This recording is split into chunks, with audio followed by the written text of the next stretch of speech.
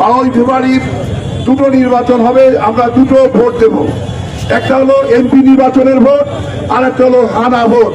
হানা ভোট হলো মূলত আগামী দিনে বাংলাদেশকে একটি সুন্দর বাংলাদেশ হিসাবে করার জন্য, সংস্কারের বাংলাদেশ হিসাবে করার জন্য বাংলাদেশ জামাত ইসলামীর পক্ষ থেকে দাঁড়িপাল্লা প্রতীক খেয়েছিলাম।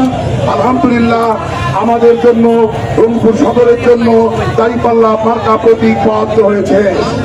আলহামদুলিল্লাহ এই প্রতীক আগামী দিনে বিশেষভাবে রংপুর সদরের ভাগ্য পরিবর্তন করতে চায়। আমরা রংপুরে বৈষম্যের অবসান চাই।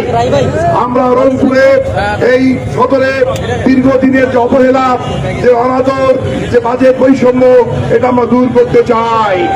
ভাইয়েরা আমার, তাই আগামী নির্বাচন সামনে রেখে আগামীকাল রংপুর শহরের পাবলিক লাইব্রেরি মাঠে আমিরে জামাত ডক্টর শফিকুর রহমান, যিনি নতুন বাংলাদেশের স্বপ্ন দেখে পলিসি স্টাডি সামিট করে আমাদের পলিসি ঘোষণা করেছেন, যিনি চাচ্ছেন এই বাংলাদেশকে একটি মানবিক বাংলাদেশ হিসাবে করতে, এই বাংলাদেশকে একটি দুর্নীতিমুক্ত, চাঁদাবাজ, সন্ত্রাসী মুক্ত বাংলাদেশ করতে, এই বাংলাদেশকে ন্যায় ইনসাফের বাংলাদেশ করতে, সেই সংগ্রামী জননেতা বাংলাদেশের স্বপ্নদ্রষ্টা ডক্টর শফিকুর রহমান আগামীকাল জনসভায় উপস্থিত হবেন পাবলিক লাইব্রেরি মাঠে ইনশাআল্লাহ।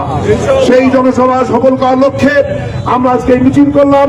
রংপুরবাসীর প্রতি উদাত্ত আহ্বান, আগামীকালের ঐতিহাসিক জনসভায়, পাবলিক লাইব্রেরি মাঠের জনসভায় সবাই দলে দলে যোগদান করবেন।